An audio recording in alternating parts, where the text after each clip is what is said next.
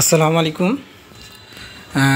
Washing machine আপনারা অনেকেই জানতে চান কিভাবে ওয়াশিং মেশিন ক্লিন করবেন। তো ওয়াশিং মেশিন প্রত্যেকটা ওয়াশিং মেশিনে অটোমেটিক ক্লিন একটা অপশন দেওয়া থাকে, আবার অনেক সময় অনেক মেশিনে থাকে না। তো এইগুলো আপনারা কিভাবে যেগুলো থাকবে সেগুলো কিভাবে করবেন, আর যেগুলো না থাকবে সেগুলো আপনারা কিভাবে ক্লিন করবেন। তো এইটা আপনাদের আমি সিস্টেমটা দেখিয়ে দিব কিভাবে অটোমেটিকলি আপনারা ওয়াশিং মেশিনটা ক্লিনটা করবেন, পরিষ্কার করবেন। যেটা নাকি দেখবেন অনেক ওয়াশিং মেশিনে লেখা থাকবে টাপ ক্লিন।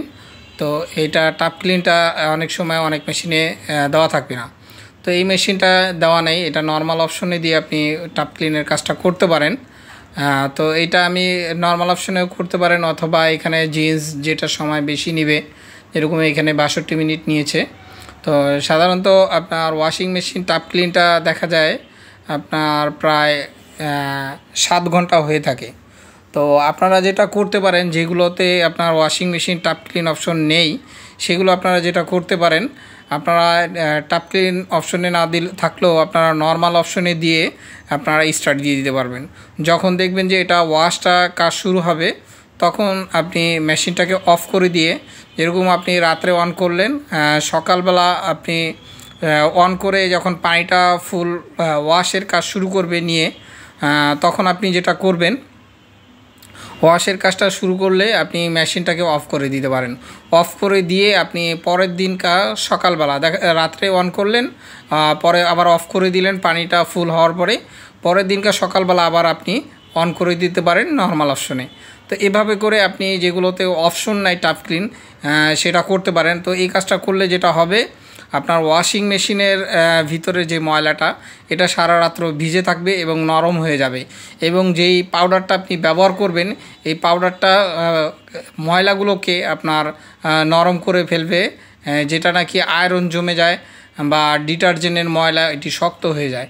তো এই জিনিসটা তখন নরম হয়ে যাবে, তখন আপনি এটা ওয়াশ অপশনে দিয়ে নর্মাল ওয়াশে ওয়াশ করতে পারেন। তো এই হচ্ছে টাপ ক্লিন পাউডারটা। এটা খুবই একটি পাওয়ারফুল পাউডার। এটা আপনি চাইলে ওয়াশিং মেশিনের জন্য ওয়াশ করতে পারেন। এটা 6 মাস পর পর করতে পারেন, অথবা আপনি দেখা যায় আপনার বাসা যদি পানি পরিষ্কার থাকে, অথবা 1 বছর পর পর আপনি এটা ওয়াশ করতে পারেন। এখানে এক প্যাকেটের ভিতরে আপনার 3টা প্যাকেট থাকে। তো এটা 6 মাস পর পর করতে পারেন, অথবা 1 বছর পর পর আপনারা চাইলে এই ওয়াশটা করতে পারেন। এটা করলে যেটা হবে, অনেকে কমপ্লেন করে থাকেন যে ওয়াশিং মেশিনে ওয়াশ করার পরে জামা কাপড় অনেক সময় ময়লা লেগে থাকে।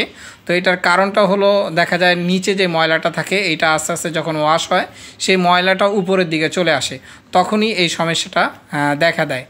বা অনেক সময় দেখা যায় ওয়াশিং মেশিনে পানি ড্রেন না হতে পারলেও এই কাজটা হয়, যে জামা কাপড়ে ময়লাটা লেগে থাকে, অথবা যেই সমস্ত জামা কাপড়ে অনেক ময়লা বের হয়, সুতা বের হয়, সেই সমস্ত মেশিনের সমস্যাটা হয়ে থাকে। তো এটা আপনারা করবেন কি করে করবেন, যেটা এখানে অপশন দেওয়া আছে, পাওয়ার অপশনে অন করে এটা কোর্সের মাধ্যমে আপনার টাপ ক্লিন অপশনে আসবেন। এসে স্টার্ট দিলে এখানে লেখা দেখবেন 7 ঘন্টা সময় নেবে। তো এটা 7 ঘন্টা যাবত এই মেশিনটা ওয়াশ হবে। তো এটা দেখবেন, লেখা দেখবেন এখানে টাইমটা আসবে 7 ঘন্টা। এই যেটা দেখছেন এখানে 7 ঘন্টা লেখা চলে আসছে অলরেডি।